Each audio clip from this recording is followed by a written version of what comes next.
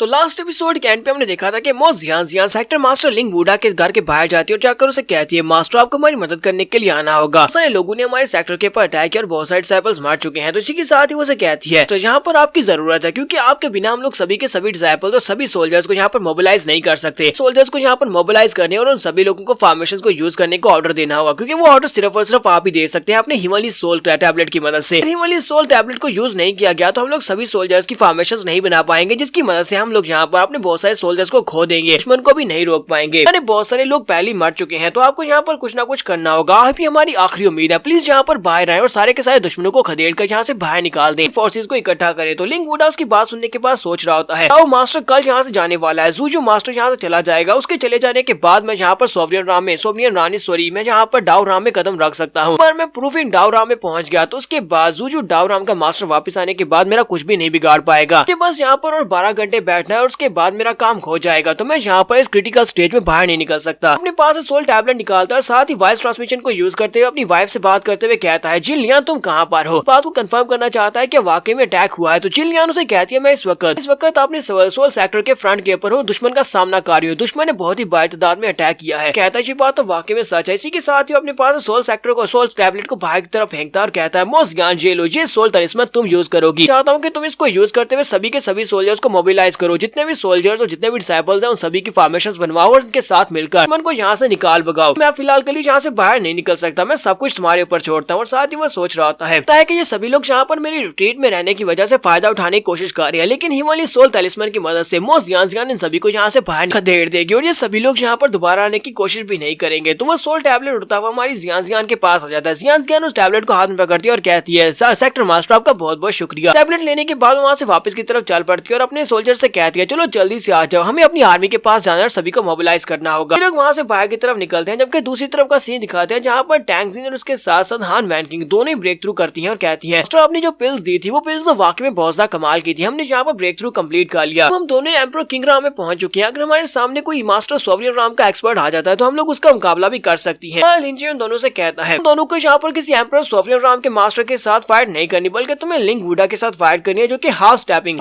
डाउ राम में पहुंचने वाला है। यानी कि इस वक्त वो अपनी सोवरियन राम की पीक तक पहुंच चुका है, सॉरी अपनी सुप्रीम राम की पीक पर पहुंच चुका है और बहुत ही जल्दी डाउ राम में पहुंचने वाला है। सुनने के बाद वो दोनों काफी उदास हो जाती है और कहती है मास्टर हम लोग तो किंग राम के एक्सपर्ट्स हैं, हम लोग किसी एक सुप्रीम राम के एक्सपर्ट से फाइट कैसे करेंगे जो कि डाउ राम में पहुंचने वाला है। तुम्हारे इंजीनियर से कहता है तुम्हें परेशान होने की जरूरत नहीं है, मैं सब कुछ संभाल लूंगा, मैं बस उसके वेकन पावर्स को सप्रेस करना है क्योंकि तुम दोनों के पास स्पेशल पावर्स हैं। इन पावर्स की मदद से तुम उसकी नई डाउ राम की पावर्स को रिलीज होने के साथ ही उसकी पावर्स को सप्रेस कर सकती हो। नेक्स्ट सीन में 1 घंटे के बाद दिखाया जाता है मोस्ट जियान हिमालय सोल टैलिस्मन को लेने के बाद सभी लोगों को मोबिलाइज करती है, सभी सोल्जर सभी डिसाइपल्स को एक जगह के ऊपर बुलाती है। वो ऑर्डर देती है तो वो सभी लोगों को वहाँ पर आना पड़ता है क्योंकि हिमालय सोल सेक्टर के साथ उनकी सोल्स मार्क्ड हैं। जब वहाँ पर आ जाते हैं तो मोस्ट जियान उनसे कहती है तुम सभी लोगों को यहाँ पर इसलिए बुलाया गया क्योंकि हमारे साथ कुछ बहुत ही बुरा हुआ है। हमारे सेक्टर मास्टर के साथ हमारे सेक्टर मास्टर की बॉडी के ऊपर किसी ने कब्जा कर लिया है। तो वो कहती है हमारे मास्टर इस वक्त अबिस के अंदर गए थे, यहाँ से तकरीबन 2 साल पहले, तुम सभी को पता होगा 2 साल पहले वो इस अबिस के अंदर गए थे जहाँ पर एक बहुत ही पावरफुल मॉन्स्टर रहता है। सुनते वो सभी लोग बातें करना शुरू कर देते हैं और कहते हैं क्या वाकई में sector master Abish of despair में गए थे। वहाँ पर तो कहा जाता है कि वो रिस्ट्रिक्टेड एरिया, इंसानों को वहाँ पर जाने की इजाजत नहीं है। सेक्टर मास्टर वहाँ पर क्या करने के लिए गए होंगे, उनका वहाँ पर क्या काम है। मैं से कहता है मैंने सुना है कि वहाँ पर जो 20 बार एम्परर है 10,000 20 बार एम्परर, वो एक बहुत ही पावरफुल है, वो किसी की सोल को भी डिवावर कर सकता है और किसी की बॉडी के ऊपर कब्जा भी कर सकता है। इसके साथ ही हमारी मोस्ट ज्ञान उनसे कहती है तुम लोग यहाँ पर बिल्कुल ठीक बात कर रहे हो, मास्टर के स्पिरिचुअल थाट के ऊपर किसी ने कब्जा कर लिया हुआ है। इस वक्त उनकी बॉडी के ऊपर 1020 एम्परर ने कब्जा किया हुआ है और उसकी बॉडी के ऊपर कब्जा करने के बाद वो हमारे सेक्टर को अंदर से नुकसान पहुंचा रहा है। कई सालों से तुमने इस बात को सुना होगा कि हमारे बहुत सारे डिसाइपल हिमालय सोल सेक्टर के जो कि इस वक्त सेक्टर मास्टर के उनके आसपास देखे गए वो सभी लोगों की डेड बॉडीज वहाँ पर मिली है। यानी कि इसका मतलब यह है कि हमारे सेक्टर मास्टर की बॉडी के ऊपर जिस डीमन ने कब्जा किया हुआ है, जिस मॉन्स्टर ने कब्जा किया हुआ है, वही मॉन्स्टर डिसाइपल्स की जान ले रहा है। बात सुनने के बाद वो सभी लोग कहते हैं तो इसका मतलब क्या है। इसका मतलब यह है कि हमारे सेक्टर मास्टर जिसकी बॉडी के ऊपर किसी और ने कब्जा कर लिया वही हमारे बाकी के भाइयों की जान ले रहा है, हमारे डिसाइपल्स की जान ले रहा है। इस बात को कैसे मान सकते हैं। मैं से कहता है अगर ऐसी बात है, अगर सेक्टर मास्टर की थाट के ऊपर किसी ने कब्जा कर लिया है तो फिर ये बताओ कि तुम्हारे पास ये